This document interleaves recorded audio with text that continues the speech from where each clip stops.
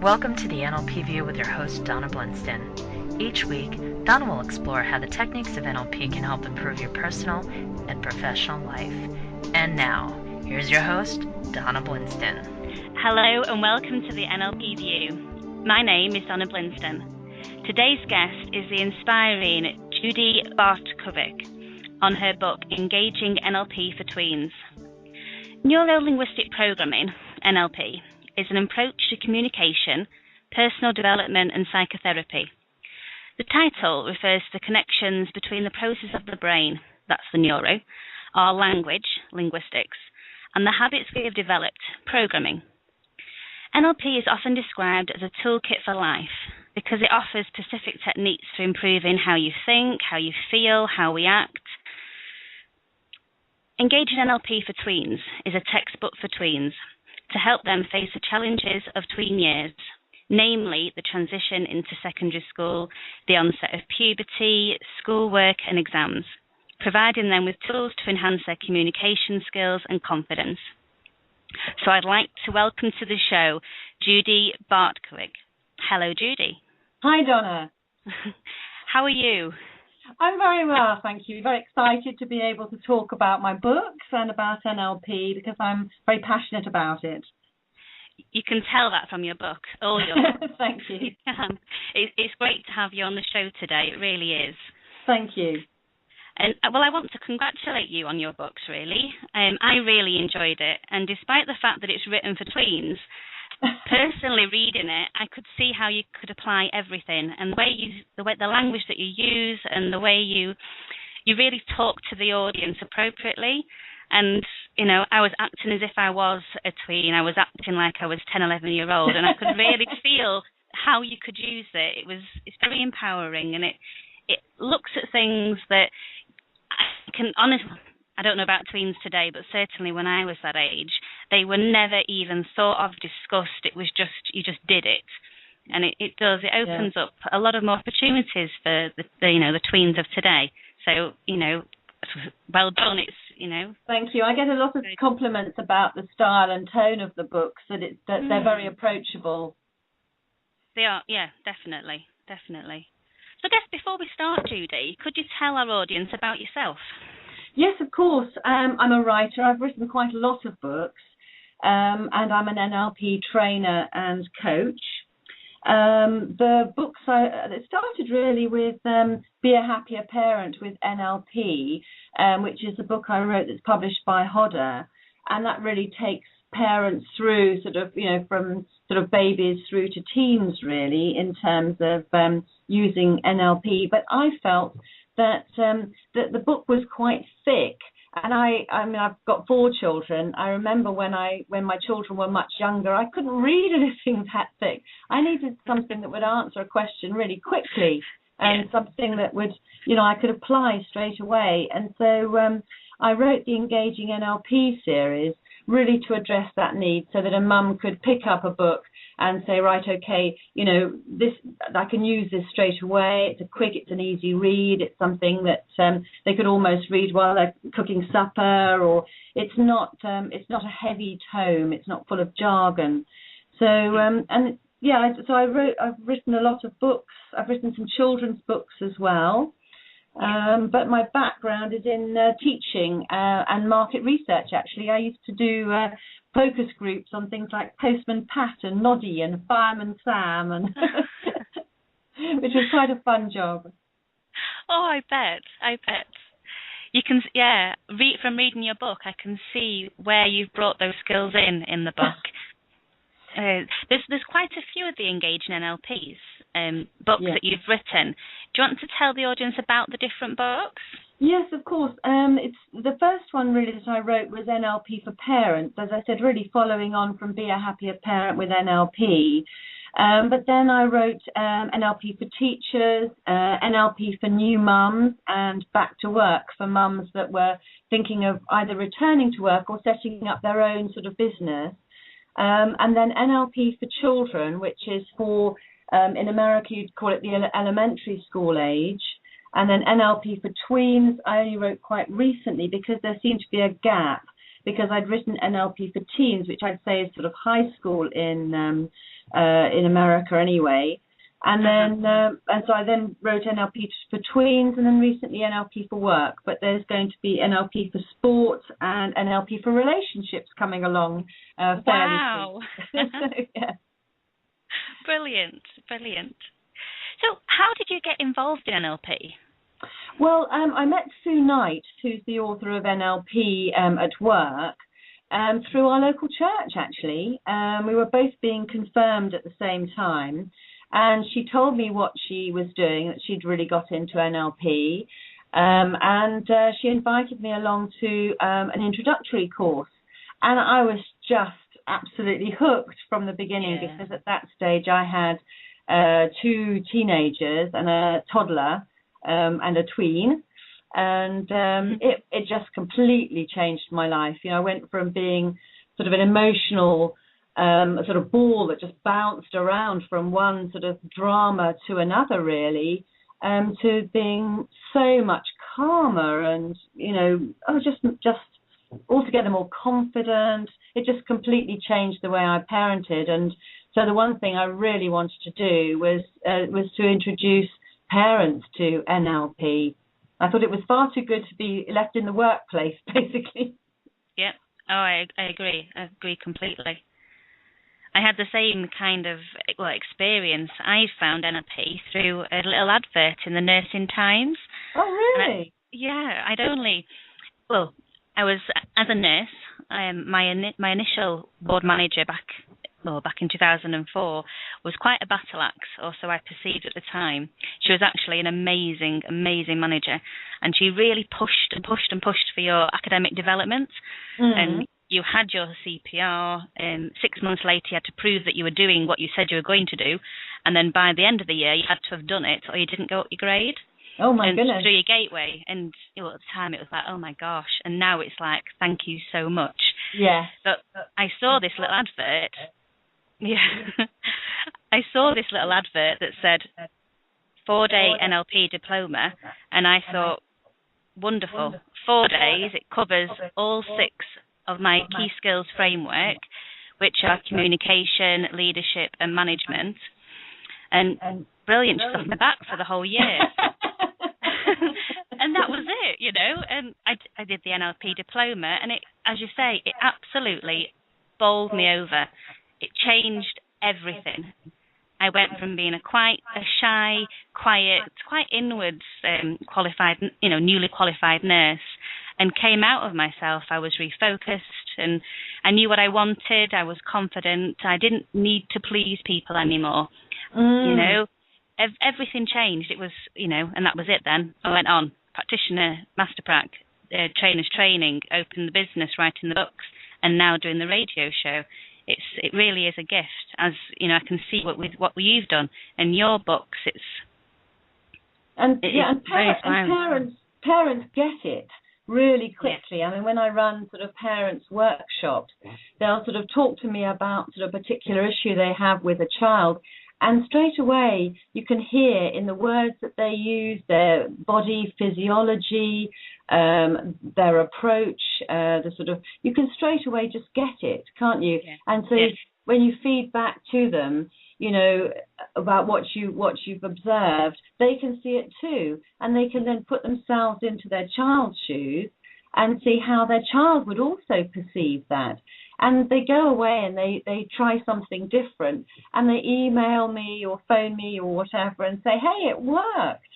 I've had some lovely feedback from parents, especially parents of children probably around the sort of tween age, where what they do is they give their child a whole list of things that they want them to do, a long instruction, or a long telling off about something, where actually one word would do the job, but one word delivered with eye contact and with confidence does a job that so many, and yet they still do the same thing.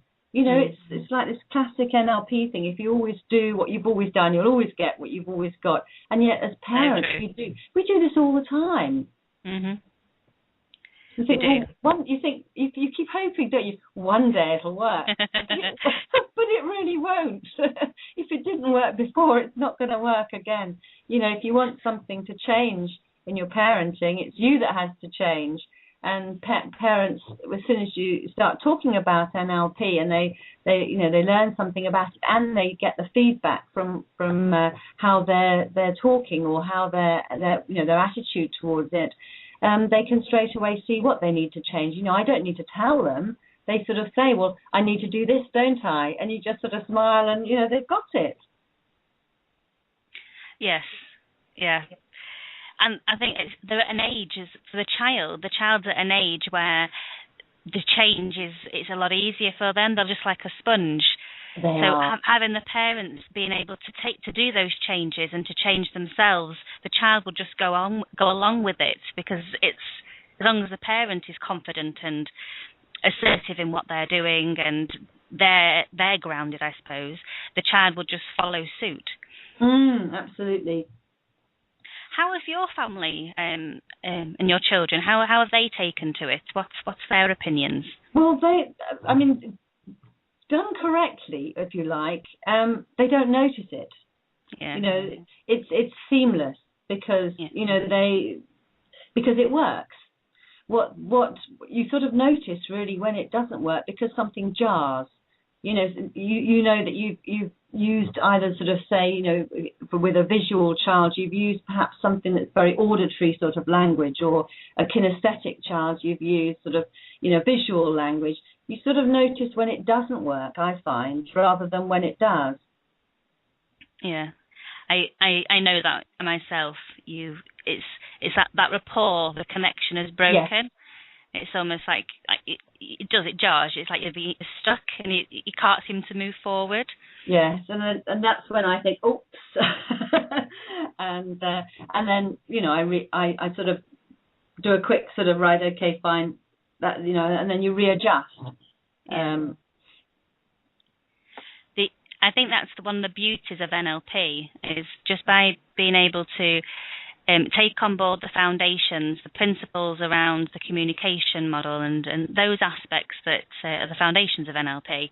By taking them on board and being them, acting from those presuppositions, you do NLP without, and it becomes natural.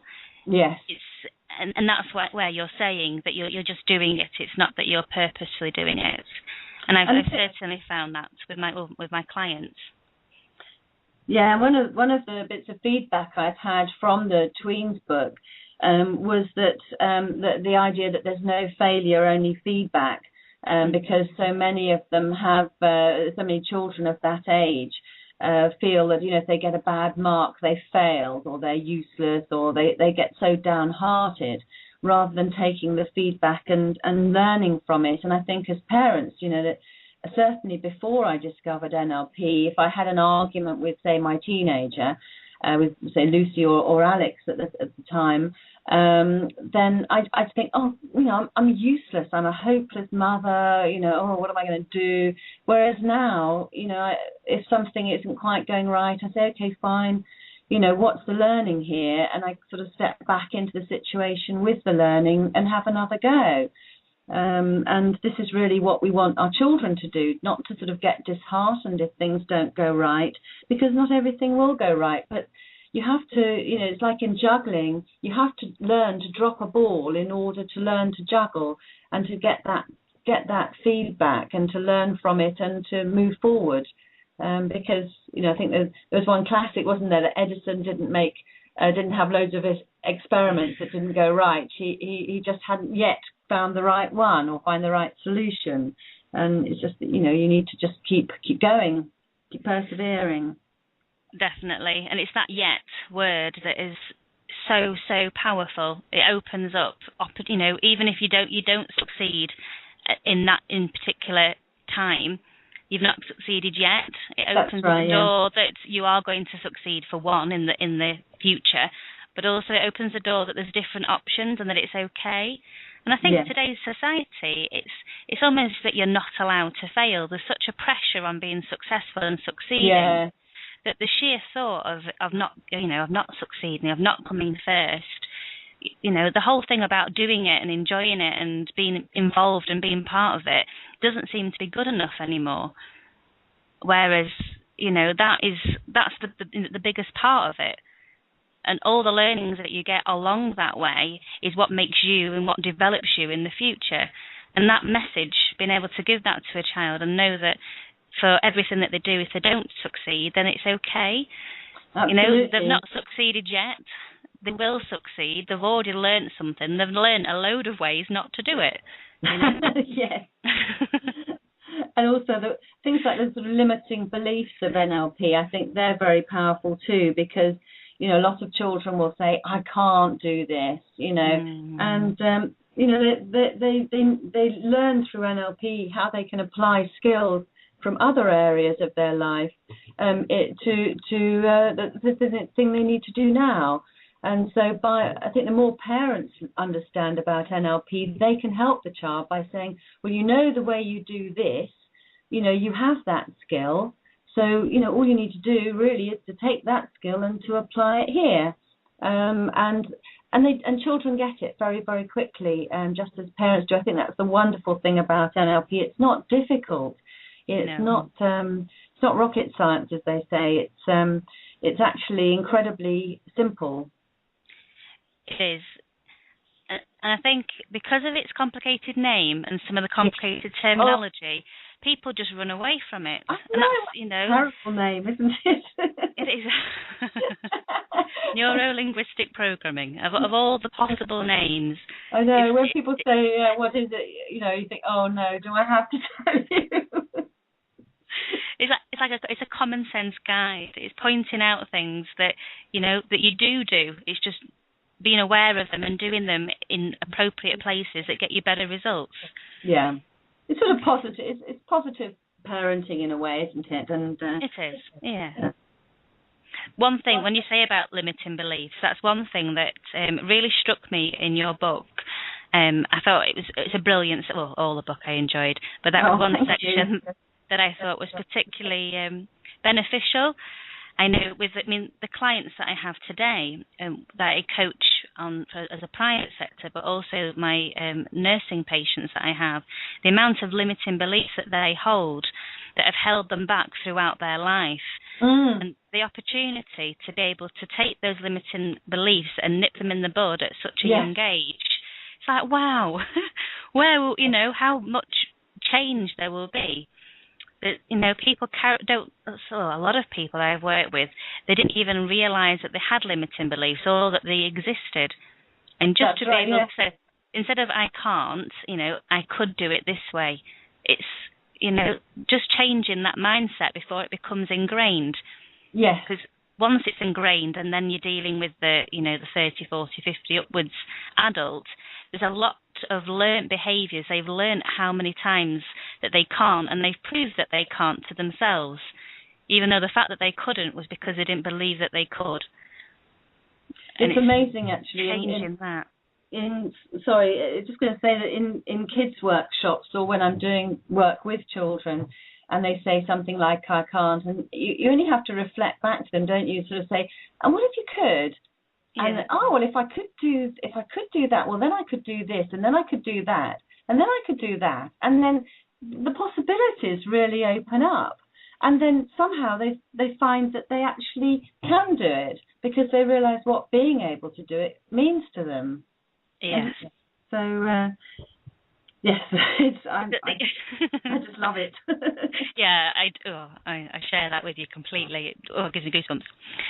I think it's the whole thing of how we generalise and delete and distort things that are around us.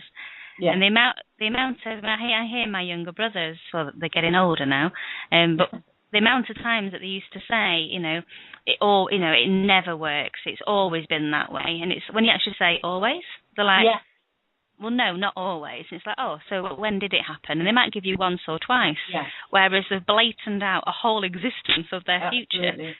Because of the words that they've chosen to pay attention to. And it's like, it's that, what if you could, or what if you did it that way, or how else could you do it? Yeah, that's right.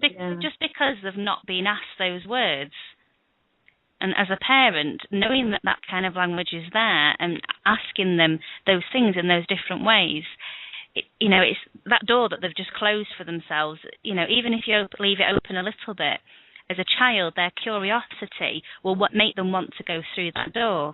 So, you're providing paths that they've closed for themselves because of, the events of school, the events of their peers and everything else, of the pressures of society today. One of the things I love about NLP is the Klean Language, because, say if a child comes back from school and says, I've got no friends, which of course is a gross generalization, a lot of parents would say something like, well, of course you have, you've got so-and-so, and you've got so-and-so, and you've got so-and-so, which really is suggesting that the child is talking nonsense and is minimizing really what they're saying. Whereas by using Klean Language, when the child says, I've got no friends, all you need to say is, no friends, and straight away you've acknowledged what they've said, but questioned it, and then they might go, well, apart from so-and-so, and so-and-so, and so-and-so.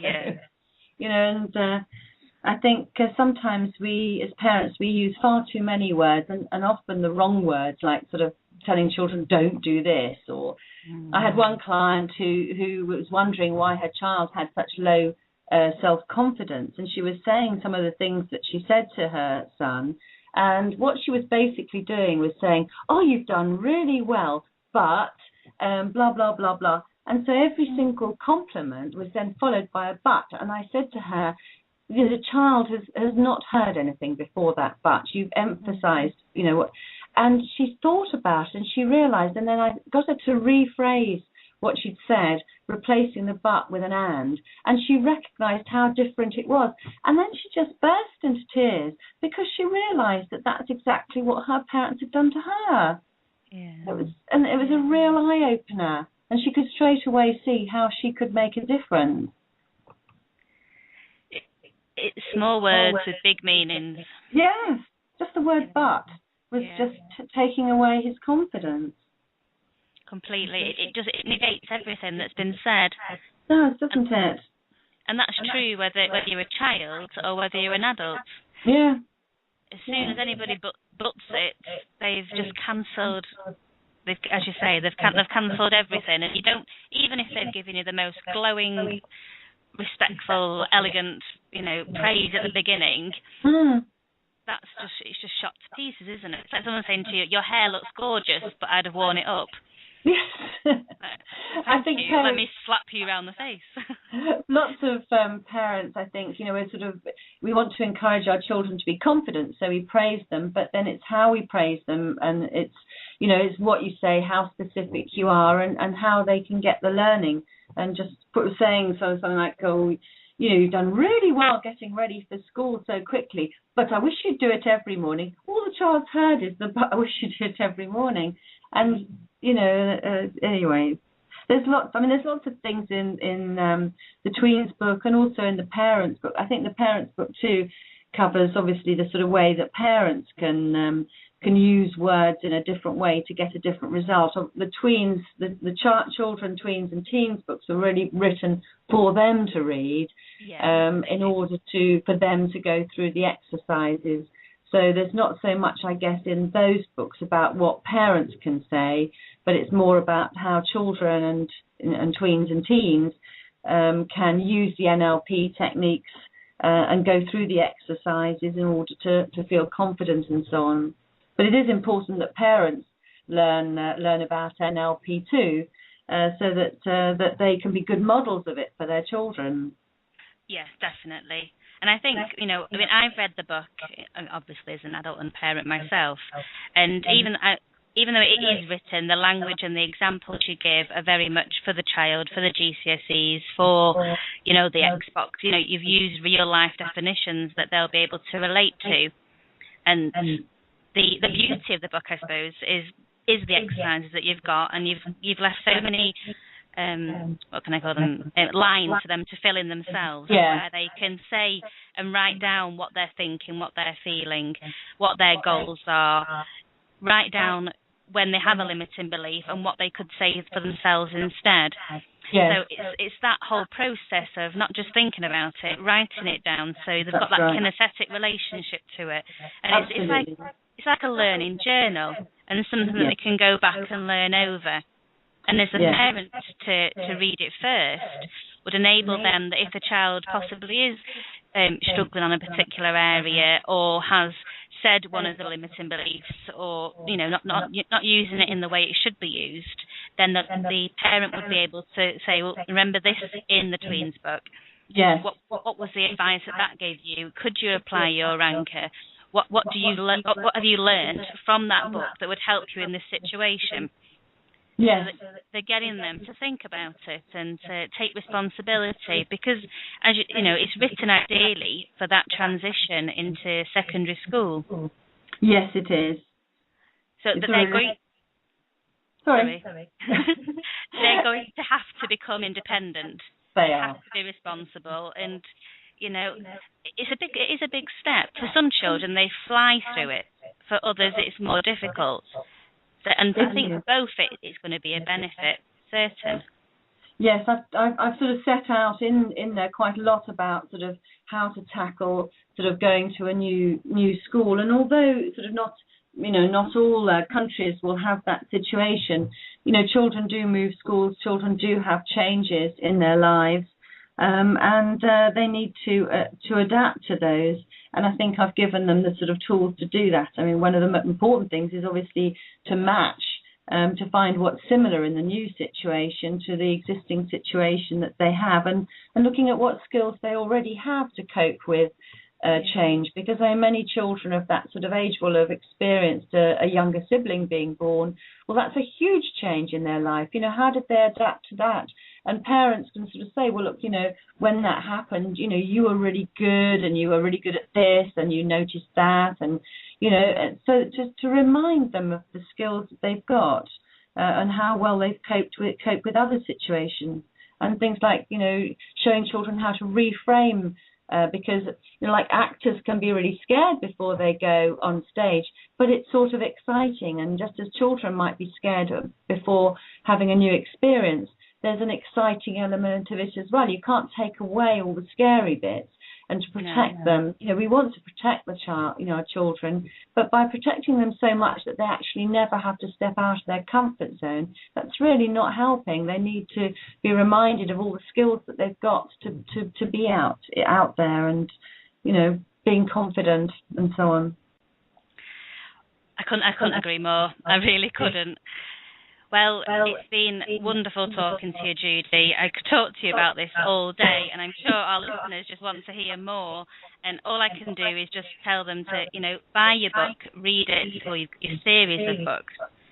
So before we go, unfortunately, the show's coming to an end, but before we go, can you just tell our audience how they can get in contact with you, where they can buy your book from, and information like that? I would say the best website is www.nlpandkidsbooks.com, because you've got all my books on there and the children's books. So that's nlpandkidsbooks.com. Or if you want to know more about NLP and children, it would be nlpkids.co.uk. Well, again, Judy, thank you ever so much for joining us today. It's been a pleasure, and your work is just truly inspiring. It's a real gift. Thank you very much, Don. It's been a real pleasure. You're more than welcome. And thank you to all of our audience for tuning in today. If you'd like to learn more about NLP, then tune each week, and also visit my website, www.donnablinston.com. You'll be able to pick up a copy of my best-selling book, Psychobabble, a straightforward, plain English guide to the benefits of NLP. Also visit theorganicview.com and sign up for our newsletter, which will keep you updated with the up-and-coming shows, guests and online workshops. In the next live workshop, we will discuss how NLP can be used to improve your relationships, both personally and professionally.